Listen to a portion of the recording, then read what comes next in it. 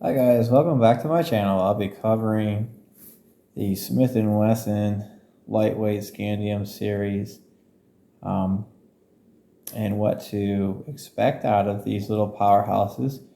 I don't think they're very strong in my opinion, and I'll show you why. And if you have any difference of opinion, just let me know in your comments. Here we go. So we got an SC340 PD right here. Beautiful as it is. It's lightweight. And so what's the big deal, right? You got a titanium cylinder. You got some kind of aluminum alloy frame. You got like a reed fiber optic. I think these things have a titanium aluminum stainless alloy barrel. These are the Ultimate grips.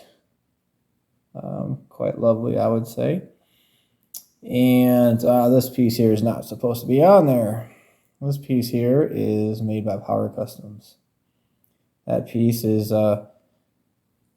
designed so that you can have access to your latch a lot faster. It's quite heavy though for this type of material, so you can expect some accelerated internal wear if you decide to use one of these, if you can even find one of these. All right, let me show you all of the things that can happen. Get this guy out of the way. All right, so I have another one to show you. This one is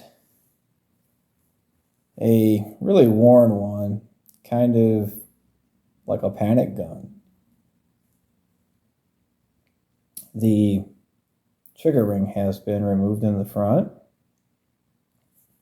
So if you were to grab the thing, you can get a shot off almost instantly, which is kind of how they did it back in the 50s.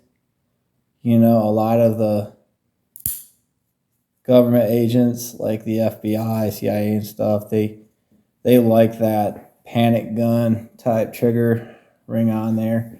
And the reason why it's still on the back here is so when it's carried, when it's slid into the holster, there's no way that you could pull the trigger on this thing in the holster. And it also gives the contour on the back to protect the trigger from accidental snags and what have you. So if you were to carry this in a pocket and you just grab it like this, you can instantly fire a shot off on the draw, which is an incredible advantage over having something where you have to focus on getting your finger on there, especially if you've got some really big hands. You know, they don't do this anymore, and it could be quite dangerous if someone decides to do this. I don't know how your gun would fare out if you were to sell it like that. Whoever did this one here, they were pretty old school because you don't see that anymore. It could be really dangerous on pistols, but on a revolver, the trigger pull is regarded as a type of safety feature, especially in double action, because there's no hammer to snap on these squared off back Sentinel type Smith & Wessons. This is a J frame. The other one was a J frame too. They were practically the same gun, but this was the civilian model, and the other one was a PD model, which was initially set up for law enforcement. Same titanium cylinder, stainless aluminum titanium barrel, same type of frame material. These have G10 type grips on here.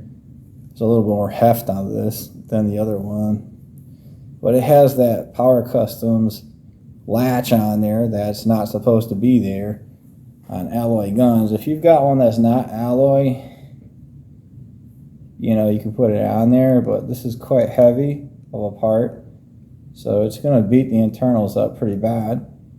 And Smith & Wesson's had some controversy with their key locks on the side. So let me show you what happens with these guys.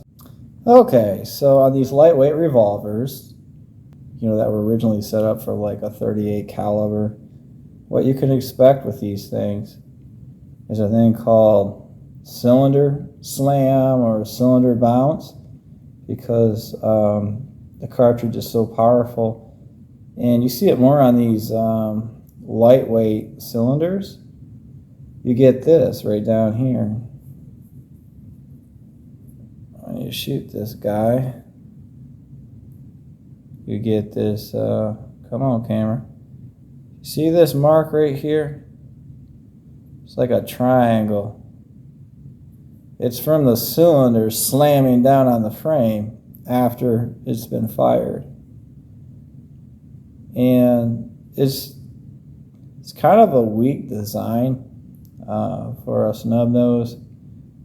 And 357 might be a little bit too powerful for this gun. But when you look at your rifling here, what we can see is we have some stretching of the lands or the grooves. Come on, brother, you're killing me. There we go.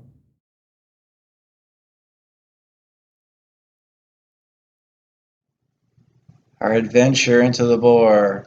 So what we're seeing here is stretched metal from a bullet being forced and sized into the barrel. And alloy barrels are obviously not as strong as steel barrels or stainless barrels, but this is an alloy, and it looks like a stretched cassette ribbon, around the forcing cone to where the lands and grooves are. So if we go back slowly, we can see the micro finish on this bore. Look at that. It's not something you see every day on YouTube, is it? Oh, wow, look at that. I wonder if there's any scratches here. There's one. You see that? There's a piece of dust. But over here, you can see the stretch marks. It looks like a little puddle down there at the, what is it, 4 o'clock maybe? That's because the metal's stretched. It's like a abrasion mark.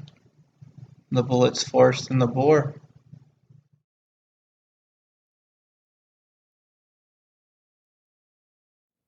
But you can see how even the bullets are wearing into the finish past the spray-on finish.